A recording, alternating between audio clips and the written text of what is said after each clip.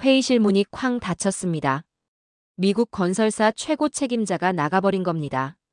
뒤따라 프랑스 팀이 서류를 집어던졌어요. 영국 대표는 코웃음까지 쳤습니다.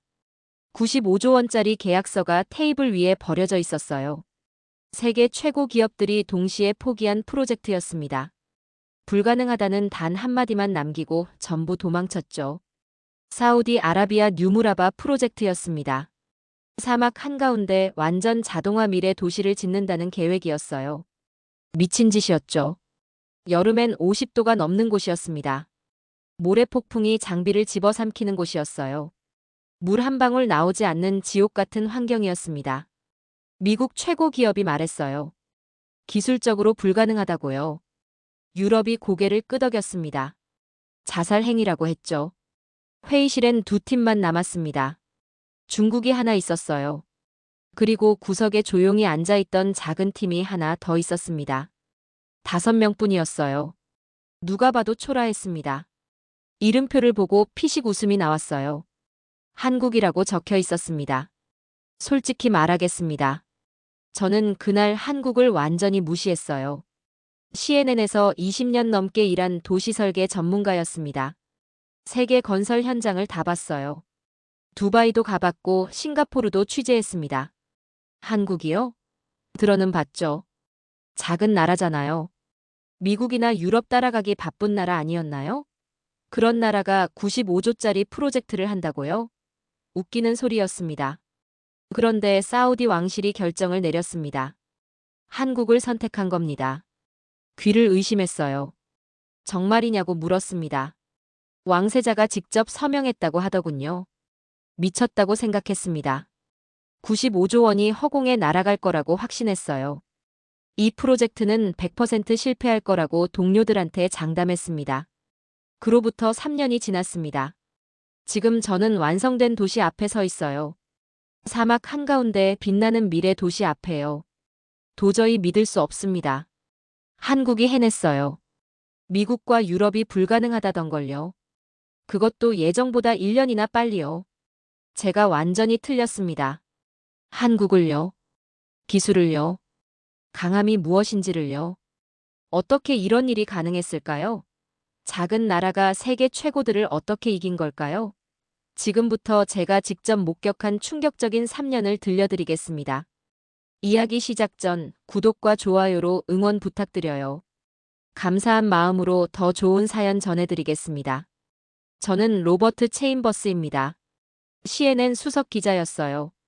도시설계 전문가로 23년 경력이었습니다. 세계 유명 건축 현장은 다 취재했죠. 이번엔 특파원 자격으로 사우디에 왔습니다. 뉴무라바 프로젝트 때문이었어요. 리야드 왕궁이었습니다. 2024년 5월 18일 오후 4시였어요. 최종 결정이 나는 날이었습니다. 어느 나라가 이 미친 프로젝트를 맡을 것인가.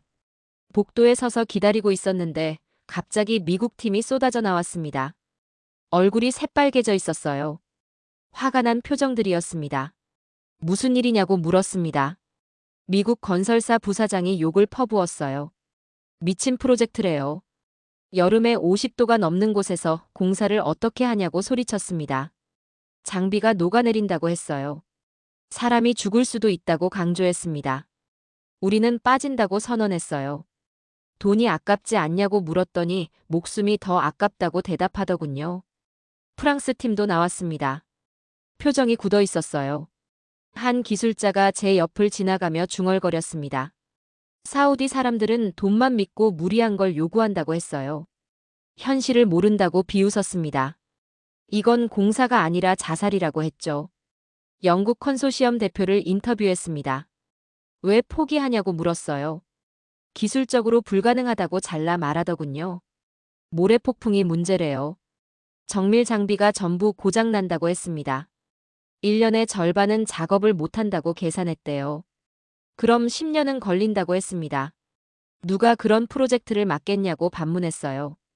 회의실로 들어가 봤습니다. 텅 비어 있었어요. 중국팀 하나만 남았습니다. 그리고 구석에 한국팀이 조용히 앉아 있었어요. 5명이었습니다. 나이는 40대에서 50대로 보였어요. 정장을 입고 있었습니다. 초라했어요. 옆에 중국팀은 20명이 넘었거든요. 비교가 됐습니다. 한국팀을 자세히 봤습니다. 리더로 보이는 사람이 서류를 정리하고 있었어요. 침착해 보였습니다. 긴장한 기색이 없었어요. 이상했습니다. 세계 최고들이 다 도망친 프로젝트인데 저렇게 여유로울 수 있나요? 허세인가 싶었습니다. 사우디 왕세자가 입장했습니다. 젊었어요. 40대 초반쯤 됐습니다. 카리스마가 넘쳤어요. 자리에 앉았습니다. 회의가 시작됐어요. 중국이 먼저 발표했습니다. 화려했어요. 프레젠테이션이 현란했습니다. 자금력을 강조했어요. 인력도 많다고 했습니다. 물량 공세로 밀어붙이겠다는 전략이었습니다. 왕세자가 질문했습니다. 기술은 검증됐냐고 물었어요. 중국 대표가 머뭇거렸습니다. 이론적으론 가능하다고 얼버무렸어요. 실제 사례는 없다고 인정했습니다. 왕세자 표정이 굳어졌어요. 한국 차례였습니다. 리더가 일어났어요. 프레젠테이션을 시작했습니다. 화려하지 않았어요. 오히려 단순했습니다. 하지만 내용이 구체적이었어요. 모듈러 공법을 설명했습니다. 공장에서 제작해서 현장에선 조립만 한다고 했어요. 시간이 절반으로 줄어든다고 강조했습니다. 극한 환경 대응 기술을 보여줬습니다. 태양광 냉각 시스템이었어요. 50도에서도 작업 환경을 30도로 낮춘다고 했습니다. 남극 세종기지에서 검증됐다고 데이터를 제시했어요. 인공지능 시스템도 있었습니다. 실시간으로 모래 폭풍을 예측한다고 했어요. 작업을 미리 중단해서 장비를 보호한다고 설명했습니다. 솔직히 인상적이었습니다. 인정할 수밖에 없었어요. 하지만 여전히 의심스러웠습니다. 이론은 그럴듯한데 실제로 통할까요? 사막은 예측 불가능한 곳이었어요. 아무리 좋은 기술도 자연 앞에선 무력했습니다. 왕세자가 질문했습니다. 중동에서 일한 경험이 있냐고 물었어요. 한국 리더가 고개를 끄덕였습니다. 15년 경력이라고 답했어요. 두바이, 카타르, 아부다비. 전부 해봤다고 말했습니다. 데이터를 보여줬어요. 완공 사례들이었습니다. 모두 일정을 앞당겨 끝냈다고 강조했어요. 왕세자가 또 물었습니다. 왜 한국이 이 프로젝트를 할 수 있다고 생각하냐고요? 한국 리더가 잠시 멈췄습니다. 그리고 단호하게 대답했어요. 우리는 약속을 지키는 나라입니다. 말했습니다. 70년 전 이 땅에서 우리 선배들이 일했습니다. 가난했지만 최선을 다했어요. 그 신뢰가 아직 남아 있습니다. 지금도 똑같습니다. 말했으면 반드시 합니다. 노 장관이 고개를 끄덕이고 있었습니다. 연세가 많아 보였어요. 70대쯤 됐습니다. 뭔가 기억하는 눈빛이었어요. 한국 사람들을 안다는 표정이었습니다. 회의가 끝났습니다. 왕세자가 일어났어요. 결정을 내리겠다고 했습니다. 복도로 나왔어요. 동료 기자들이 모여 있었습니다. 누가 딸 것 같냐고 물었어요. 중국이라고 대답했습니다. 규모가 크니까요. 한국은 너무 작다고 평가했습니다. 1시간 후 발표가 났습니다. 왕실 대변인이 나왔어요. 선정업체를 발표한다고 했습니다. 긴장됐어요. 대변인이 입을 열었습니다. 한국 대한건설 컨소시엄이라고 말했어요. 귀를 의심했습니다. 한국이라고요? 정말이냐고 다시 물었습니다. 맞다고 확인해줬어요. 충격이었습니다. 믿을 수 없었어요. 왕세자가 정말 한국을 선택한 겁니다. 미쳤다고 생각했습니다. 95조 원을 작은 나라한테 맡긴다고요? 말도 안 됐어요. 동료들도 어리둥절해했습니다. 왜 한국이냐고 수군거렸어요. 기자회견이 열렸습니다. 왕세자가 직접 나왔어요. 이유를 물었습니다. 왜 한국을 선택했냐고요? 왕세자가 단호하게 대답했습니다. 기술보다 믿음을 원한다. 말했어요. 한국은 신뢰할 수 있는 나라다. 70년 전부터 증명됐다. 지금도 변하지 않았다. 그래서 선택했다고 말했습니다. 이해할 수 없었습니다. 믿음이요? 이게 무슨 낭만적인 소리예요. 건설은 기술이 전부입니다. 자금과 인력이 중요해요. 믿음으로 건물을 세울 수 있나요? 왕세자가 틀렸다고 확신했습니다. 이 프로젝트는 실패할 거라고 장담했어요. 본사에 보고했습니다. 한국이 선정됐다고 말했어요. 편집장이 놀랐습니다.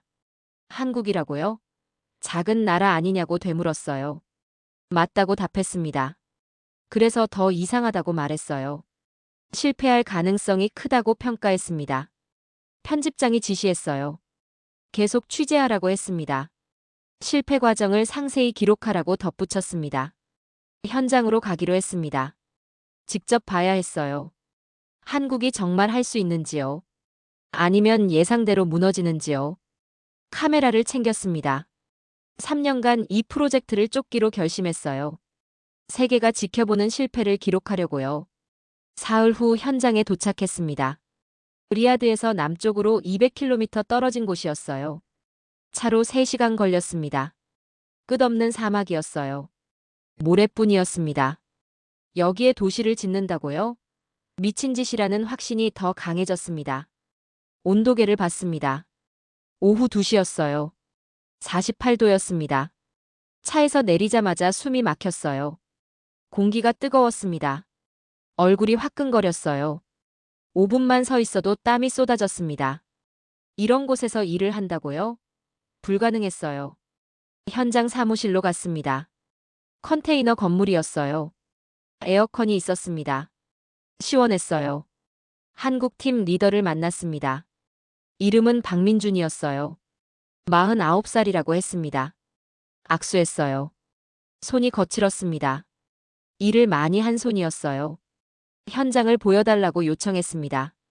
박민준이 고개를 끄덕였어요. 헬멧을 건넸습니다. 안전조끼도 입었어요. 밖으로 나갔습니다. 열기가 다시 덮쳤어요. 참기 힘들었습니다. 그런데 뭔가 이상했습니다. 사람이 별로 없었어요. 보통 건설 현장엔 인부들이 넘쳐나잖아요. 여긴 조용했습니다. 대신 기계들이 많았어요. 이상한 기계들이었습니다. 처음 보는 장비들이었어요. 드론이 날아다니고 있었습니다. 여러 대였어요. 하늘에서 현장을 촬영하고 있었습니다. 뭐 하는 거냐고 물었어요. 박민준이 설명했습니다. 실시간 측량이래요. 인공지능이 지형을 분석한다고 했습니다. 작업 경로를 자동으로 계산한다고 했어요. 로봇팔이 작업하고 있었습니다. 거대한 팔이었어요. 철골을 들어올리고 있었습니다. 정확했어요. 오차가 없어 보였습니다. 사람이 조종하냐고 물었습니다. 아니래요. 인공지능이 스스로 작동한다고 했어요. 프로그래밍된 대로 움직인다고 설명했습니다. 멈춰 섰습니다. 믿을 수 없었어요. 이런 기술이 한국에 있었다고요? CNN에서 20년 취재했지만 처음 보는 장면이었습니다.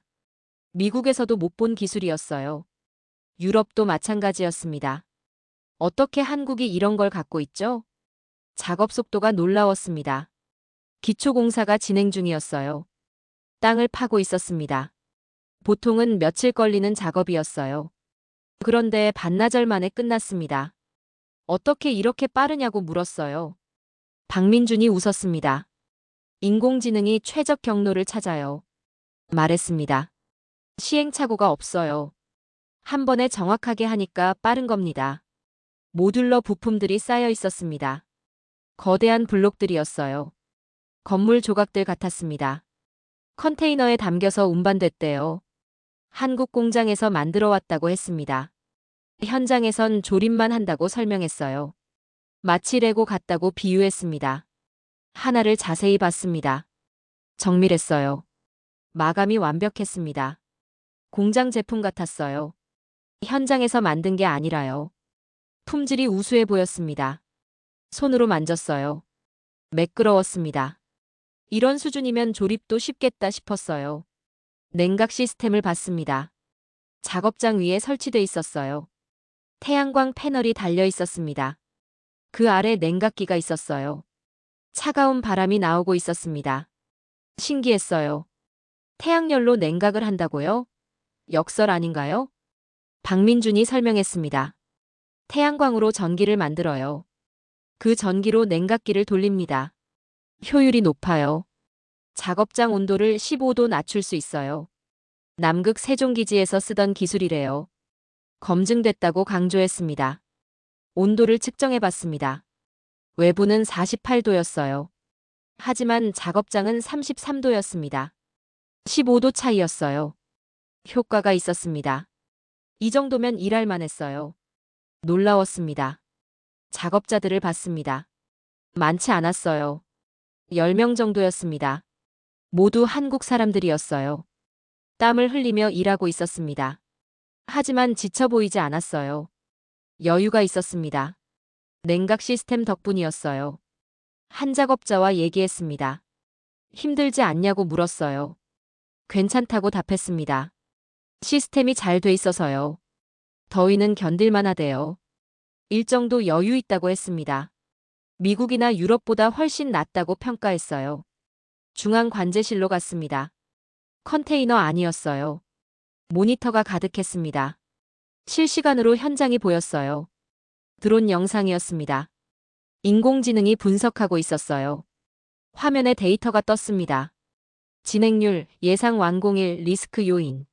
전부 자동으로 계산됐습니다. 담당 기술자가 설명했습니다. 시스템이 모든 걸 관리해요. 말했습니다. 날씨를 예측하고 작업을 조정해요. 모래 폭풍이 오면 미리 알려줍니다. 장비를 보호할 수 있어요. 실수가 거의 없다고 강조했습니다. 첫날 취재를 마쳤습니다.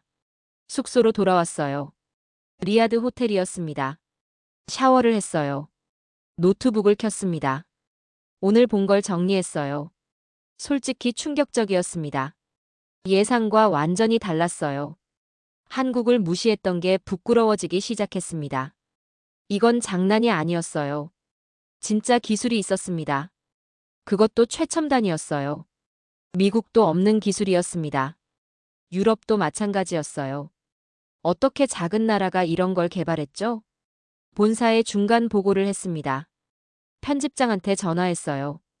한국 기술이 예상보다 훨씬 뛰어나다고 말했습니다. 놀랐다고 솔직히 인정했어요. 편집장이 의심했습니다. 정말이냐고 되물었어요. 확실하다고 답했습니다. 직접 봤으니까요. 하지만 여전히 확신할 순 없었습니다. 이제 시작일 뿐이었어요. 진짜 어려운 건 앞으로였습니다. 여름이 오면 어떻게 될까요?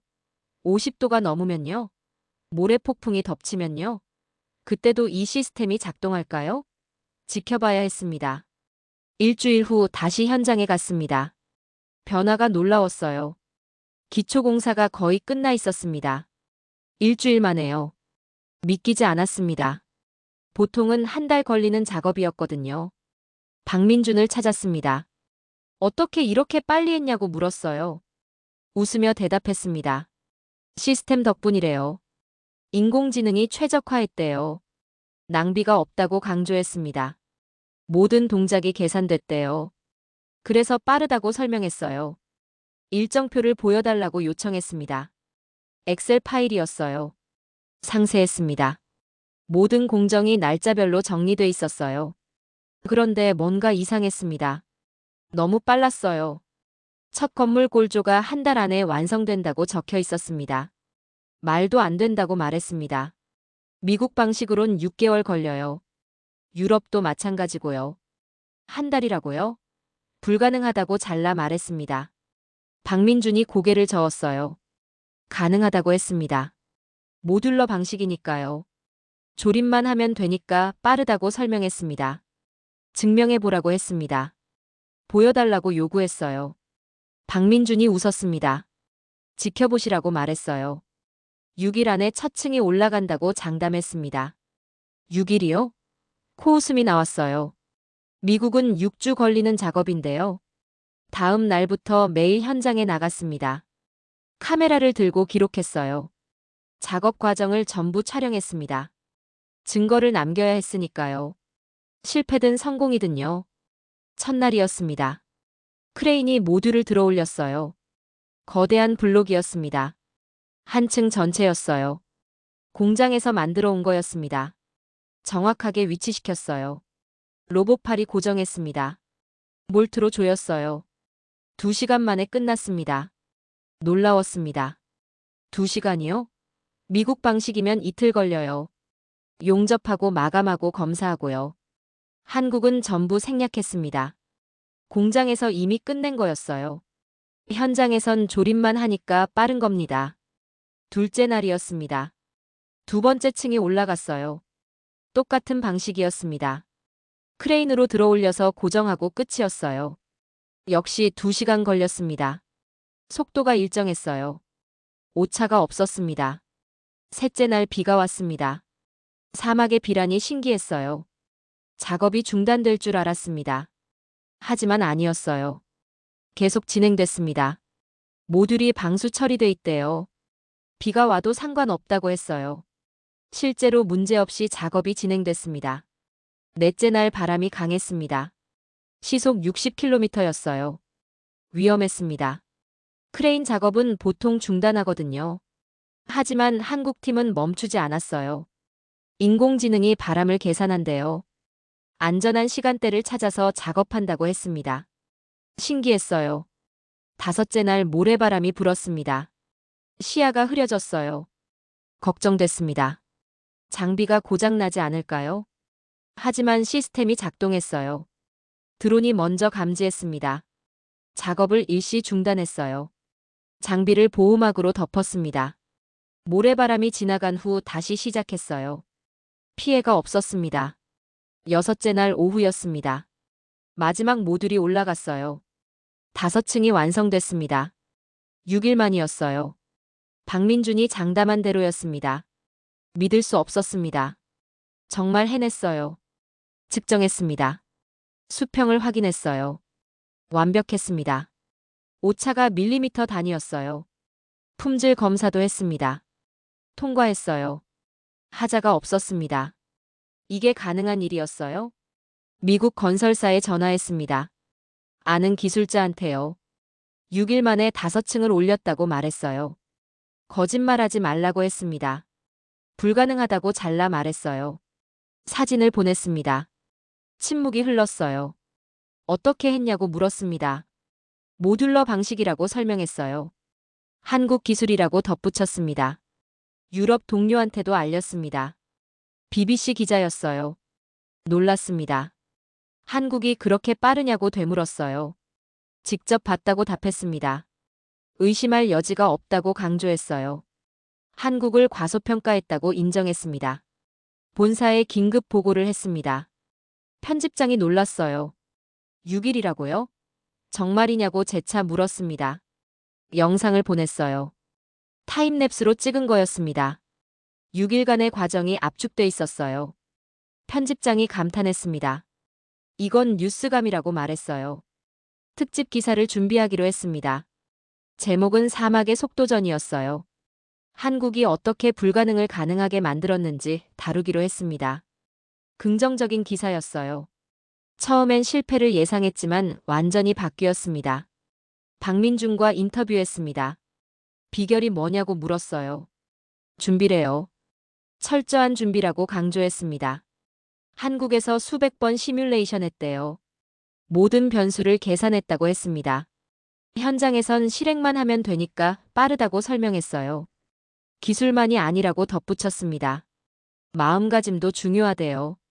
한국 사람들은 포기를 모른다고 말했습니다. 불가능이란 없다고 배웠대요. 방법을 찾으면 된다고 믿는데요. 그 정신이 속도를 만든다고 강조했습니다. 감탄했습니다. 솔직히요. 이제 인정할 수밖에 없었어요. 한국은 진짜였습니다. 허세가 아니었어요. 실력이 있었습니다. 미국이나 유럽보다 나을 수도 있겠다는 생각이 들었어요. 처음으로요. 하지만 아직 이른 감이 있었습니다. 여름이 남아 있었어요.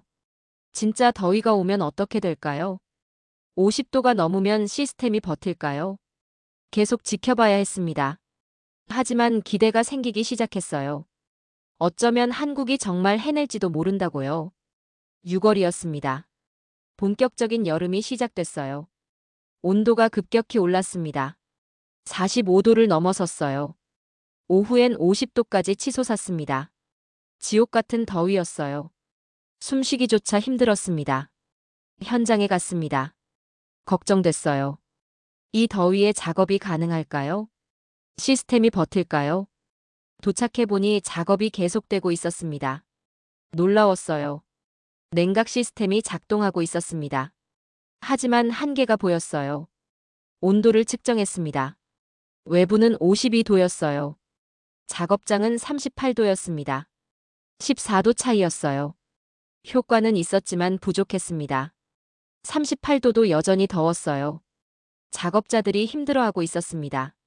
한 작업자가 쓰러졌습니다. 열사병이었어요. 응급처치를 받았습니다. 병원으로 옮겨졌어요. 심각했습니다. 이대로는 안 됐어요.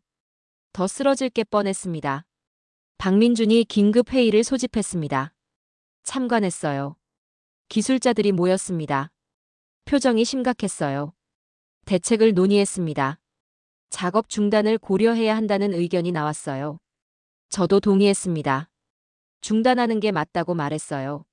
사람 목숨이 중요하다고 강조했습니다. 미국이나 유럽이었으면 진작 멈췄을 거라고 덧붙였어요. 무리하지 말라고 조언했습니다. 하지만 박민준이 고개를 저었습니다. 멈출 수 없대요. 일정이 밀린다고 했습니다. 다른 방법을 찾아야 한다고 강조했어요. 어떻게요? 물었습니다. 이보다 더 좋은 냉각 시스템이 있나요? 있습니다. 젊은 기술자가 말했습니다. 이름은 김태현이었어요. 35살쯤 됐습니다. 노트북을 열었어요. 설계도를 보여줬습니다. 모듈러 쉘터래요. 이동식 작업실이었습니다. 설명을 들었습니다. 태양광 패널을 늘린대요. 2배로요. 냉각 용량도 증가시킨다고 했습니다. 작업 공간을 좁혀서 효율을 높인다고 설명했어요.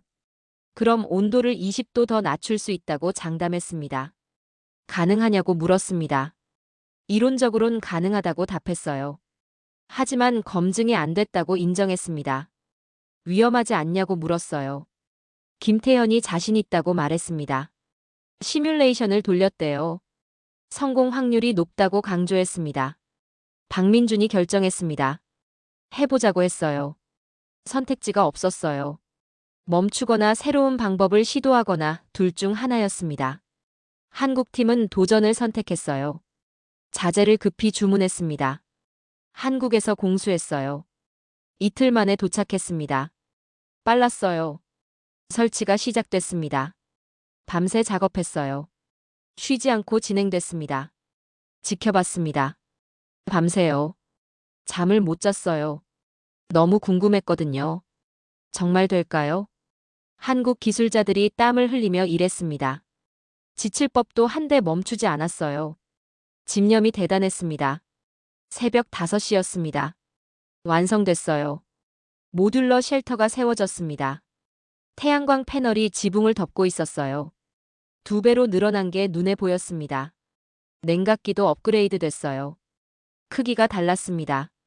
테스트 시간이었습니다. 해가 뜨기 시작했어요. 온도가 올랐습니다. 오전 10시에 45도가 됐어요. 시스템을 가동했습니다. 태양광 패널이 전기를 만들었어요. 냉각기가 돌아갔습니다. 온도를 측정했습니다. 쉘터 아니었어요.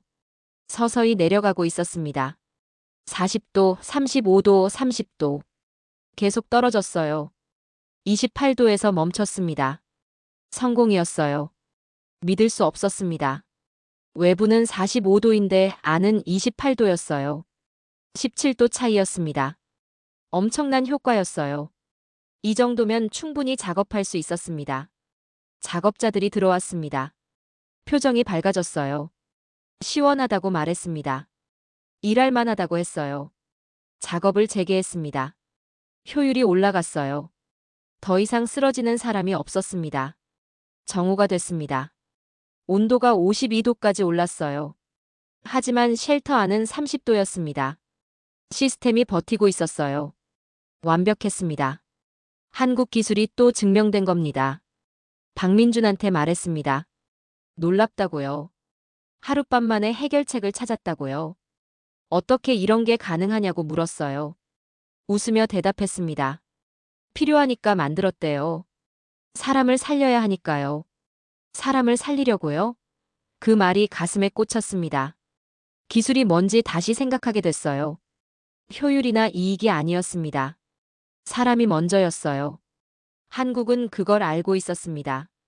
CNN 본사에 보고했습니다. 한국이 또 해냈다고 말했어요. 위기를 기회로 바꿨다고 강조했습니다. 새로운 기술을 즉석에서 개발했다고 설명했어요. 편집장이 감탄했습니다. 한국은 정말 다르다고 말했어요. 특집 영상을 찍기로 했습니다. 모듈러 쉘터를 중심으로요. 한국이 어떻게 사막을 이겼는지 보여주기로 했습니다. 제목은 사막의 심장을 깨우다였어요. 한국 기술이 불가능을 가능하게 만든 이야기였습니다. 김태현과 인터뷰했습니다. 어떻게 이런 아이디어를 냈냐고 물었어요. 필요해서래요. 간단히 대답했습니다. 동료가 쓰러지는 걸 볼 수 없었대요. 방법을 찾아야 했다고 말했습니다. 밤새 고민했대요. 그래서 나온 거라고 설명했어요. 한국 기술자들은 달랐습니다. 깨달았어요. 문제 앞에서 포기하지 않았어요. 해결책을 찾았습니다. 빠르게요. 정확하게요. 이게 한국의 힘이었어요. 기술만이 아니라 마음가짐이었습니다. 8월이었습니다. 한여름이었어요. 공사는 순조로웠습니다. 모듈러 쉘터 덕분이었어요. 작업자들이 건강했습니다. 효율이 높았어요. 건물이 하나둘 올라가고 있었습니다. 어느 날 저녁이었습니다. 8월 12일이었어요. 하늘이 이상했습니다. 색깔이 노랗게 변했어요. 바람도 이상했습니다. 방향이 계속 바뀌었어요. 뭔가 올 것 같았습니다. 기상 담당자가 경보를 울렸습니다. 모래폭풍이 온대요. 큰 거래요. 시속 100km가 넘는다고 했습니다. 2시간 후 도착한다고 예측했어요. 위험했습니다. 작업을 중단했습니다. 장비를 보호해야 했어요. 박민준이 지시했습니다. 모든 장비를 보호막으로 덮으라고 했어요. 드론을 회수하라고 명령했습니다. 작업자들은 대피하라고 했어요. 긴급했습니다. 모두 움직였어요. 보호막을 씌웠습니다. 크레인, 로봇팔, 냉각기. 전부 덮었어요. 드론들이 하나씩 착륙했습니다. 경납고로 들어갔어요. 작업자들은 컨테이너로 대피했습니다. 저도 대피했습니다. 박민준과 함께 관제실에 있었어요. 모니터를 지켜봤습니다. 드론 한 대가 아직 날고 있었어요. 관측용이었습니다. 폭풍을 감시하는 거였어요. 화면에 모래구름이 보였습니다. 거대했어요. 하늘을 덮고 있었습니다. 빠르게 다가오고 있었어요. 무서웠습니다. 저런 게 덮치면 어떻게 될까요? 건물이 버틸까요? 박민준이 침착했습니다. 시스템을 점검했어요. 인공지능이 작동하고 있었습니다. 구조물 강도를 계산하고 있었어요. 위험 지점을 표시했습니다. 보강이 필요한 곳이었어요. 긴급 보강팀이 출동했습니다. 3명이었어요. 방호복을 입고 있었습니다. 밖으로 나갔어요. 폭풍이 오는데요. 위험하지 않냐고 물었습니다. 박민준이 말했습니다. 지금 안 하면 건물이 무너진다고요. 할 수밖에 없다고 했어요. 지켜봤습니다. 화면으로요. 3명이 취약 지점으로 갔습니다. 추가 볼트를 박았어요. 케이블로 고정했습니다. 빠르게 작업했어요. 10분 만에 끝냈습니다. 폭풍 도착 30분 전이었어요. 돌아왔습니다. 3명이요. 숨이 가빴어요. 땀을 흘리고 있었습니다. 하지만 해냈어요. 보강을 완료했습니다. 박민준이 고맙다고 말했어요. 3명이 고개를 끄덕였습니다. 당연한 일이라고 했어요. 폭풍이 왔습니다. 오후 8시였어요. 갑자기 어두워졌습니다. 모래가 하늘을 덮었어요. 시야가 제로가 됐습니다. 바람 소리가 무서웠어요. 컨테이너가 흔들렸습니다. 모니터를 봤습니다. 드론 영상이었어요. 마지막까지 버티고 있었습니다. 폭풍 속에서 촬영하고 있었어요. 건물들이 보였습니다. 흔들리고 있었어요. 하지만 서 있었습니다. 무너지지 않았어요. 인공지능이 데이터를 분석했습니다. 실시간으로요. 진동을 측정했어요. 응력을 계산했습니다. 위험 수준을 판단했어요. 모두 안전 범위 아니었습니다. 설계대로 버티고 있었어요. 1시간이 지났습니다. 폭풍이 계속됐어요. 멈출 기미가 없었습니다. 걱정됐어요. 얼마나 더 버틸 수 있을까요? 건물이 한계에 도달하진 않을까요? 박민주는 여전히 침착했습니다. 데이터를 신뢰한다고 말했어요. 시스템이 괜찮다고 하니 괜찮은 거래요. 한국 기술을 믿는다고 강조했습니다. 그 확신이 저를 안정시켰어요. 2시간째였습니다. 폭풍이 약해지기 시작했어요. 바람이 줄어들었습니다. 모래구름이 옅어졌어요. 끝나가고 있었습니다. 다행이었어요. 3시간 만에 폭풍이 지나갔습니다. 밤 11시였어요. 밖으로 나가봤습니다. 조심스럽게요. 공기가 여전히 탁했어요. 모래가 날리고 있었습니다. 건물들을 확인했습니다. 서 있었어요. 전부요. 단 한 개도 무너지지 않았습니다. 균열도 없었어요. 완벽했습니다. 믿을 수 없었어요. 저 정도 폭풍을 견뎌낸 겁니다. 장비도 확인했습니다. 보호막을 벗겼어요. 멀쩡했습니다. 모래가 좀 쌓였지만 작동에는 문제 없었어요. 청소하면 됐습니다. 피해가 최소였어요. 박민준한테 말했습니다. 대단하다고요. 어떻게 이렇게 완벽하게 대응했냐고 물었어요. 웃으며 대답했습니다. 준비했으니까요. 시뮬레이션을 수백 번 했대요. 모래폭풍 시나리오를 전부 돌렸다고 했습니다. 그래서 알았대요. 어떻게 대응해야 하는지요. 인공지능의 역할도 컸다고 덧붙였습니다. 실시간으로 분석했대요. 위험을 미리 찾아냈다고 했어요. 보강이 필요한 곳을 정확히 짚었다고 강조했습니다. 기술과 사람이 합쳐져서 성공한 거래요. 다음 날 아침이었습니다. 해가 떴어요. 맑았습니다. 어젯밤이 거짓말 같았어요. 작업을 재개했습니다. 청소부터 했어요. 모래를 치웠습니다. 2시간 만에 끝났어요. 정상 작업으로 돌아갔습니다. 지연이 거의 없었어요. 하루 정도였습니다. 놀라웠어요. 보통은 일주일은 걸리거든요. 한국은 달랐습니다.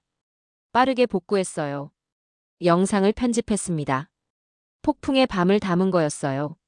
드론 영상이 압권이었습니다. 폭풍 속에서도 버티는 건물들이 장관이었어요. 한국 기술의 힘이 고스란히 담겼습니다. 본사에 보냈습니다. 편집장이 즉시 방송하겠다고 했어요. 특집으로요. 제목은 폭풍을 이긴 한국이었습니다. 반응이 뜨거웠어요. 시청자들이 놀랐습니다. 한국 기술이 저렇게 대단하냐고 댓글이 쏟아졌어요. 이제 확신했습니다. 한국은 진짜였어요. 허세가 아니었습니다. 세계 최고 수준이었어요.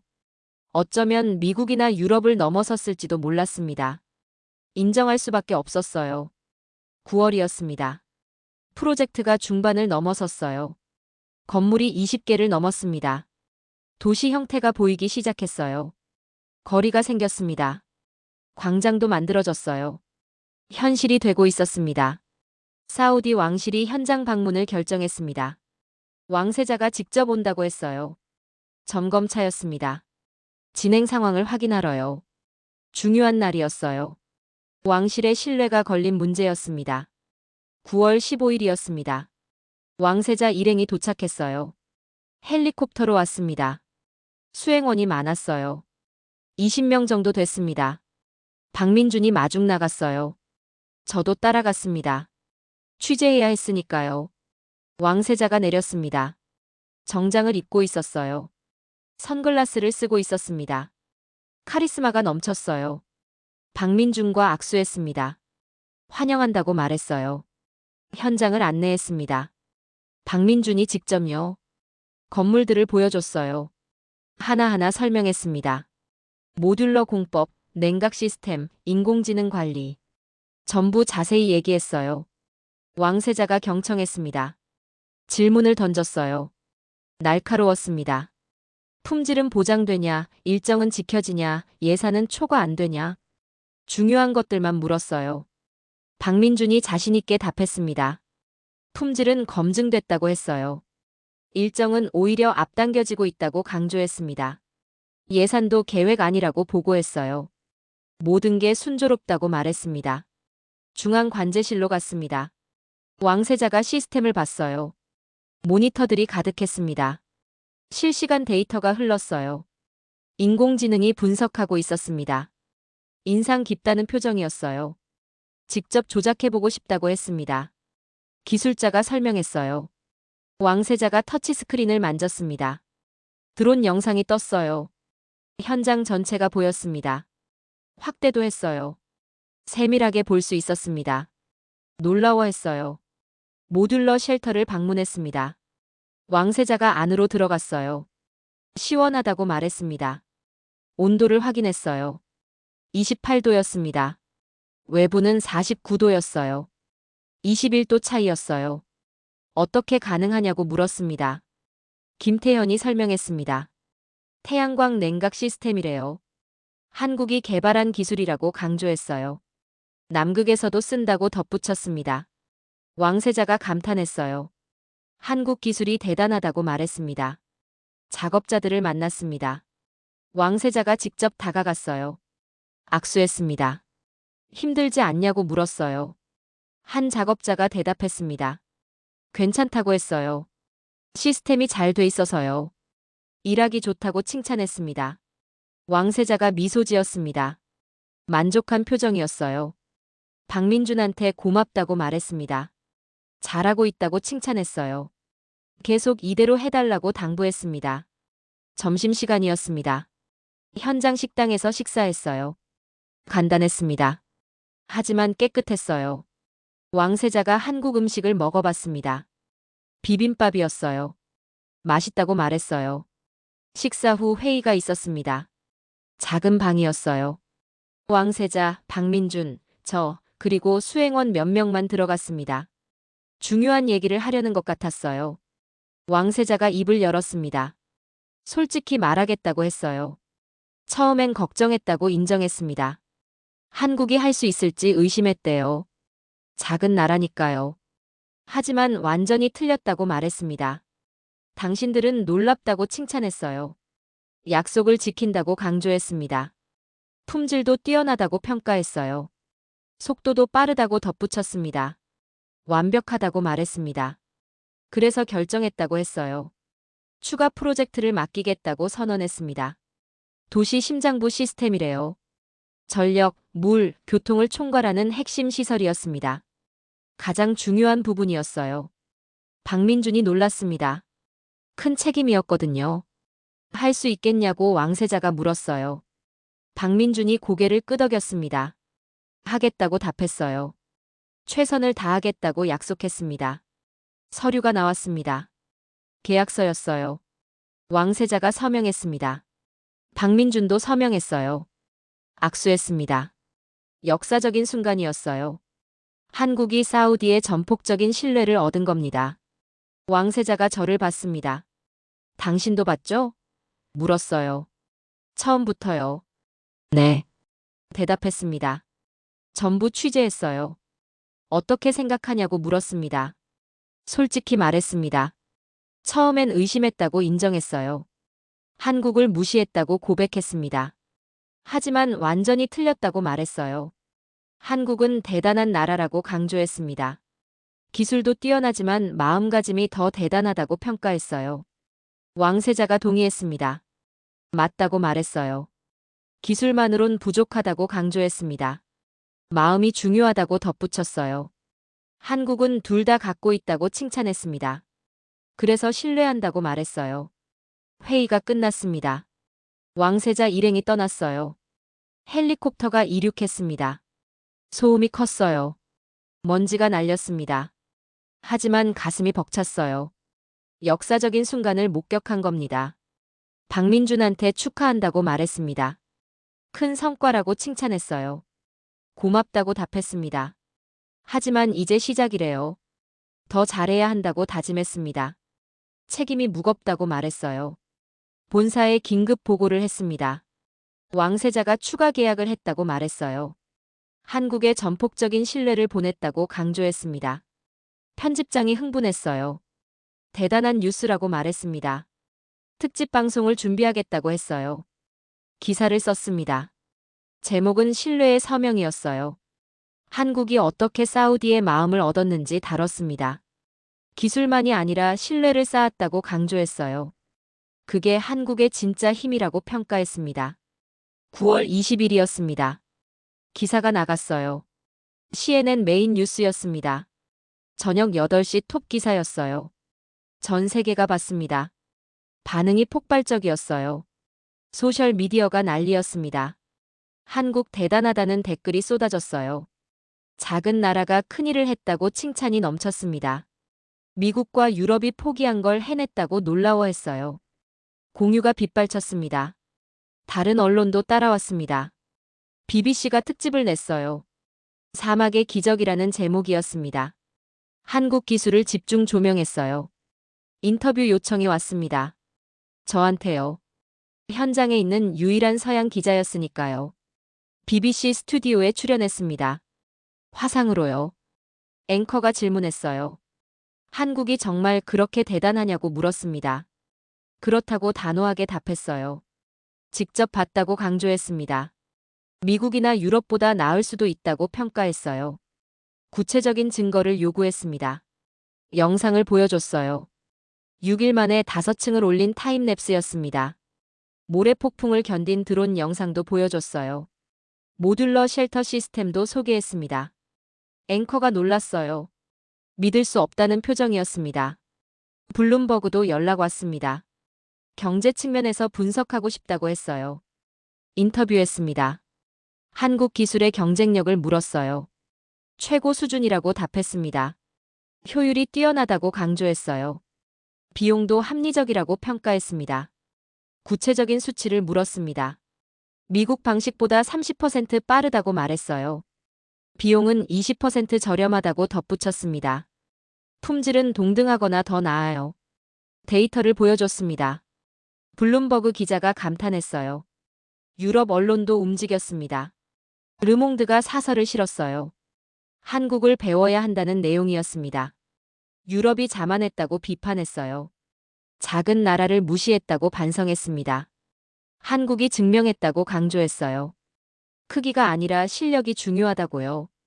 독일 슈피겔도 특집을 냈습니다. 한국 기술의 비밀이라는 제목이었어요.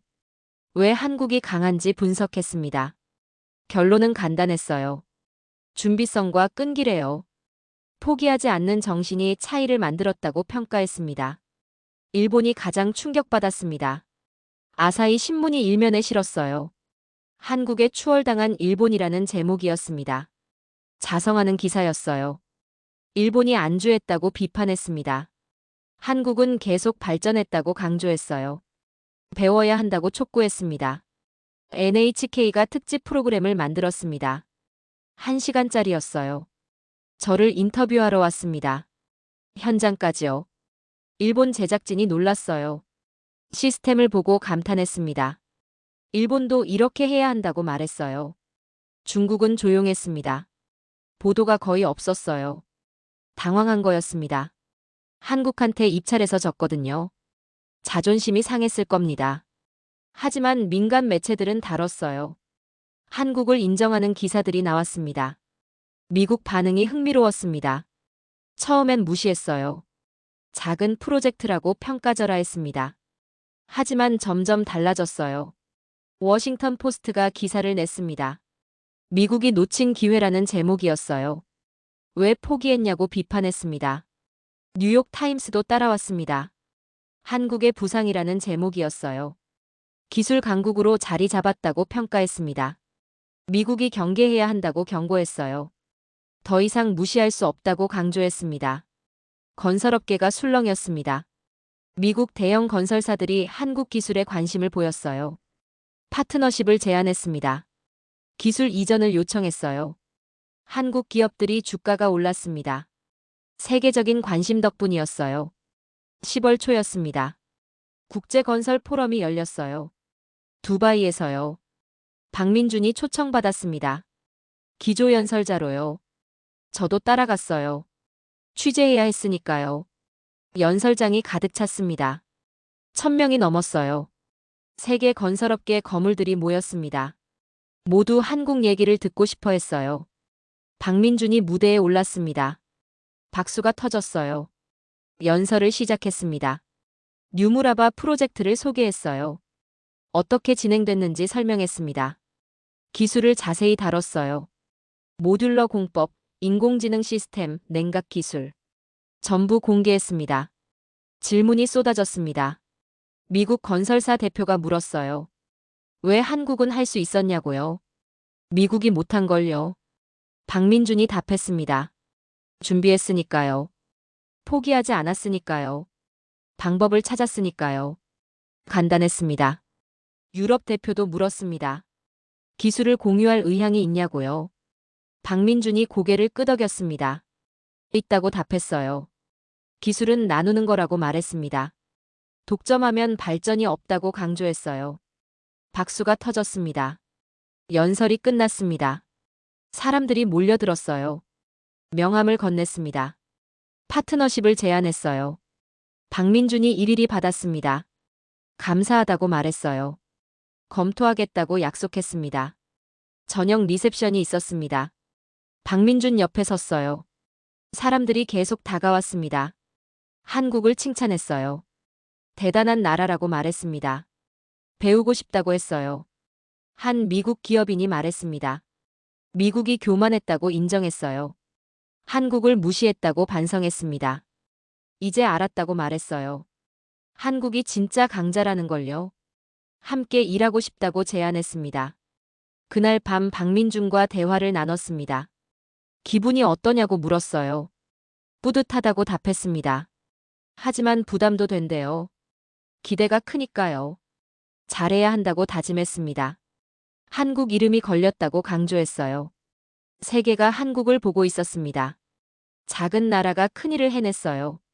불가능을 가능하게 만들었습니다. 이제 한국은 무시할 수 없는 존재였어요. 기술 강국이었습니다. 저도 인정했어요. 완전히요. 2027년 3월이었습니다. 드디어 완공 시점이 다가왔어요. 3년이 걸렸습니다. 예정보다 1년 빨랐어요. 기적 같은 속도였습니다. 세계가 놀랐어요. 마지막 점검을 했습니다. 모든 시스템을 가동했어요. 전기, 물, 교통, 통신. 전부 테스트했습니다. 완벽하게 작동했어요. 문제가 없었습니다. 성공이었어요. 3월 25일이었습니다. 완공식 날이었어요. 아침 일찍 현장에 갔습니다. 마지막 취재였어요. 3년간의 여정을 마무리하는 날이었습니다. 감회가 새로웠어요. 도시를 돌아봤습니다. 혼자서요. 건물들이 우뚝 서 있었어요. 50개가 넘었습니다. 거리가 깨끗했어요. 나무도 심어져 있었습니다. 광장에 분수대가 있었어요. 진짜 도시였습니다. 3년 전을 떠올렸습니다. 모래뿐이던 곳이었어요. 아무것도 없었습니다. 미국과 유럽이 불가능하다며 도망친 곳이었어요. 저도 의심했었죠. 한국이 할 수 없을 거라고 확신했었습니다. 하지만 틀렸습니다. 완전히요. 한국은 해냈어요. 불가능을 가능하게 만들었습니다. 어떻게요? 기술도 기술이지만 마음 때문이었어요. 포기하지 않는 정신 때문이었습니다. 사람을 향한 마음 때문이었어요. 완공식이 시작됐습니다. 광장에 무대가 설치됐어요. 수만 명이 모였습니다. 사우디 국민, 외국 귀빈, 언론. 전부 왔어요. 저도 취재진석에 앉았습니다. 카메라를 준비했어요. 왕세자가 입장했습니다. 박수가 터졌어요. 무대에 올랐습니다. 연설을 시작했어요. 오늘은 역사적인 날이라고 말했습니다. 사막의 도시가 탄생한 날이라고 강조했어요. 세계가 불가능하다고 했다고 말했습니다. 미국도 유럽도 포기했다고 했어요. 하지만 한 나라가 남았다고 강조했습니다. 한국이라고 말했어요. 그들이 해냈다고 칭찬했습니다. 이 도시는 건물이 아니라고 말했습니다. 신뢰라고 강조했어요. 한국이 심어준 신뢰라고 했습니다. 약속을 지키는 나라의 신뢰라고 덧붙였어요. 평생 잊지 않겠다고 약속했습니다. 목소리가 떨렸어요. 박민준이 무대에 올랐습니다. 왕세자와 악수했어요. 포옹했습니다. 박수가 터졌어요. 우레 같았습니다. 기립박수였어요. 감동적인 순간이었습니다. 박민준이 짧게 말했습니다. 감사하다고 했어요. 사우디가 한국을 믿어줘서요. 최선을 다했다고 말했습니다. 앞으로도 함께하고 싶다고 덧붙였어요. 한국과 사우디가 영원한 친구라고 강조했습니다. 해가 지기 시작했습니다. 저녁이었어요. 도시 점등식 시간이었습니다. 카운트다운이 시작됐어요. 10, 9, 8. 사람들이 함께 세었습니다. 7, 6, 5. 긴장됐어요. 4, 3, 2, 1. 스위치가 올라갔습니다. 불이 켜졌습니다. 도시 전체에요. 건물마다 빛이 들어왔어요. 거리등도 켜졌습니다. 분수대에서 물이 솟구쳤어요. 조명이 비쳤습니다. 아름다웠어요. 사막 한가운데 빛의 도시가 탄생한 겁니다. 환호가 터졌습니다. 사람들이 소리쳤어요. 울고 있었습니다. 감격한 겁니다. 저도 눈물이 났어요. 3년을 지켜본 사람으로서 감동이 밀려왔습니다. 무인 전철이 움직이기 시작했습니다. 조용히 달렸어요. 인공지능이 운영했습니다. 완벽했어요. 자율주행차도 거리를 달렸습니다. 미래 도시였어요. 한국이 만든 미래였습니다. 아이들이 분수대 앞에서 놀고 있었습니다. 웃고 있었어요. 행복해 보였습니다. 이게 진짜 성공이구나 싶었어요. 사람들이 행복한 도시요. 한국이 만든 행복이었습니다. 박민준을 찾았습니다. 축하한다고 말했어요. 해냈다고 칭찬했습니다. 고맙다고 답했어요. 당신 덕분이래요. 계속 지켜봐줘서요. 아니라고 했습니다. 당신들이 다 한 거라고 말했어요. 마지막 인터뷰를 요청했습니다. 승낙했어요. 카메라 앞에 섰습니다. 질문했어요. 3년을 돌아보면 어떤 기분이냐고요? 뿌듯하다고 답했습니다. 약속을 지켰으니까요. 한국 이름을 빛냈으니까요. 하지만 이게 끝이 아니래요. 시작이라고 강조했습니다. 이 도시에서 사람들이 행복하게 살아야 한다고 말했어요. 그게 진짜 성공이라고 덧붙였습니다. 한국 기술의 비결이 뭐냐고 물었습니다. 마음이라고 답했어요. 사람을 향한 마음이래요. 이익보다 사람을 먼저 생각하는 마음이라고 강조했습니다. 그게 한국이래요. 크기는 작지만 마음은 크다고 말했어요. 인터뷰가 끝났습니다. 카메라를 껐어요. 악수했습니다. 3년간 고마웠다고 말했어요. 박민준이 웃었습니다. 저도 고맙다고 답했어요. 공정하게 취재해줘서요. 한국을 알려줘서요. 숙소로 돌아왔습니다. 리야드 호텔이었어요. 노트북을 켰습니다. 마지막 기사를 쓰기 시작했어요. 제목은 사막의 새벽, 빛이 오르다였습니다. 3년간의 여정을 담았어요. 솔직하게 썼습니다. 처음 의심했던 것부터요. 점차 놀란 과정까지요. 한국이 어떻게 불가능을 가능하게 만들었는지 썼습니다. 기술만이 아니라 마음가짐이 차이를 만들었다고 강조했어요. 세계가 배워야 한다고 결론지었습니다. 기사를 본사에 보냈습니다. 편집장이 즉시 답장했어요. 최고의 기사라고 칭찬했습니다. 메인으로 나간다고 했어요. 특집 방송도 만든다고 덧붙였습니다. 고마웠어요. 다음 날 아침 기사가 나갔습니다. CNN 일면이었어요. 사진도 실렸습니다. 빛나는 도시 사진이었어요. 한국 기술자들이 태극기 앞에 선 사진도 있었습니다. 반응이 뜨거웠어요. 댓글이 쏟아졌습니다. 감동적이라는 반응이 많았어요. 한국을 다시 봤다는 댓글도 많았습니다. 작은 나라가 세계를 감동시켰다고 칭찬이 넘쳤어요. 공유가 100만을 넘었습니다. 동료 기자들한테서 연락이 왔습니다. 대단한 기사라고 축하했어요. 3년을 취재한 보람이 있다고 말했습니다. 한국을 제대로 알렸다고 칭찬했어요. 뿌듯했습니다. 2027년 4월이었습니다. 뉴욕으로 돌아가는 날이었어요. 3년 만이었습니다. 공항으로 가는 길에 다시 한번 도시를 봤습니다. 차창 밖으로요. 빛나고 있었어요. 낮인데도 아름다웠습니다. 박민준이 배웅 나왔습니다. 공항까지 함께 갔어요. 차 안에서 얘기를 나눴습니다. 앞으로 계획이 뭐냐고 물었어요. 한국으로 돌아간다고 했습니다. 잠시 쉬고 다시 새로운 프로젝트를 시작한대요. 어디냐고 물었습니다. 아프리카래요. 케냐에 스마트 시티를 짓는다고 했어요. 또 사막이냐고 웃으며 물었습니다. 웃으며 답했어요. 한국은 어디든 간다고요. 필요한 곳이면요. 그게 한국이라고 말했습니다. 공항에 도착했습니다. 마지막 악수를 했어요. 고맙다고 말했습니다. 제 인생을 바꿔줘서요. 한국이 뭔지 가르쳐줘서요. 박민준이 웃었습니다. 서로 배운 거라고 답했어요. 꼭 한국 오세요. 초대했습니다. 직접 보고 싶을 거예요. 한국이 어떤 나라인지요. 가겠다고 약속했어요.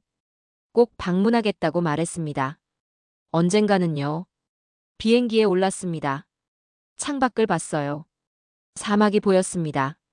저 아래 어딘가에 도시가 있었어요. 한국이 만든 도시가요. 빛나는 미래가요. 가슴이 벅찼습니다. 13시간 비행이었습니다. 창밖만 봤어요. 생각에 잠겼습니다. 3년간의 여정을 되돌아봤어요. 처음엔 실패를 기록하러 갔었습니다. 한국이 무너지는 걸 보려고요. 하지만 완전히 달랐어요. 한국은 해냈습니다. 세계가 불가능하다던 걸요. 그것도 완벽하게요. 어떻게 가능했을까요? 계속 생각했어요. 답은 간단했습니다. 마음이었어요. 기술에 마음을 담았던 겁니다. 미국이나 유럽은 계산했습니다. 이익을 봤어요.